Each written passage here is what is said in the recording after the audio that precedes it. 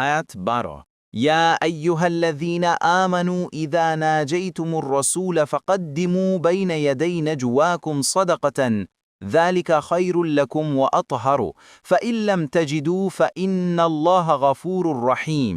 অনুবাদ: হে ঈমানদারগণ, তোমরা যখন রাসূলের সাথে চুপি চুপি কথা বলতে চাও, তখন তোমাদের এরূপ কথার পূর্বে কিছু সাদাকা পেশ করো। এটাই তোমাদের জন্য শ্রেয় ও পরিশোধক। কিন্তু যদি তোমরা অক্ষম হও, তবে নিশ্চয় আল্লাহ ক্ষমাশীল, পরম দয়ালু। তাফসির। ১ নং ফুটনোটের বিবরণ। রসুলুল্লাহ সাল্লাল্লাহু আলাইহি ওয়াসাল্লাম জনশিক্ষা ও জনসংস্কারের কাজে দিবারাত্র মশগুল থাকতেন। সাধারণ মজলিসসমূহে উপস্থিত লোকজন তার অমীয় বাণী শুনে উপকৃত হতো। এ সুবাদে কিছু লোক তার সাথে আলাদাভাবে গোপন কথাবার্তা বলতে চাইতে তিনি সময় দিতেন।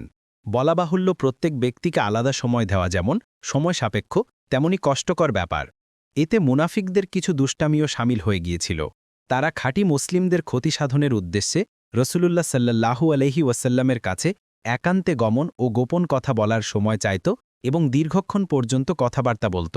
কিছু অজ্ঞ মুসলিমও স্বভাবগত কারণে কথা লম্বা করে মজলিসকে দীর্ঘায়িত করত। রসুলুল্লাহ সাল্লাল্লাহু আলাইহি ওয়াসাল্লামের এই বোঝা হালকা করার জন্যে আল্লাহ তাআলা প্রথমে এই আদেশ অবতীর্ণ করলেন যে, যারা রাসূলের সাথে একান্তে কান কথা বলতে চায় তারা প্রথমে কিছু সাদাকা প্রদান করবে। এ নির্দেশের পর অনেকেই কান কথা বলা থেকে বিরত থেকেছিল। এরপরেই আল্লাহ তাআলা পরবর্তী আয়াত নাজিল করে মুমিনদেরকে তা থেকে অব্যাহতি দিলেন। ফলে কারা সত্যিকার মুমিন আর কারা কপট তা ধরা পড়ে গেল। তাবারি। পরবর্তী তাফসিরে যেতে ভিডিওটি শেষ হওয়ার পূর্বেই এই বক্সে ক্লিক করুন। ভয়েস বা উচ্চারণে অনিচ্ছাকৃত ত্রুটি ক্ষমাসুন্দর দৃষ্টিতে দেখবেন ইনশাআল্লাহ।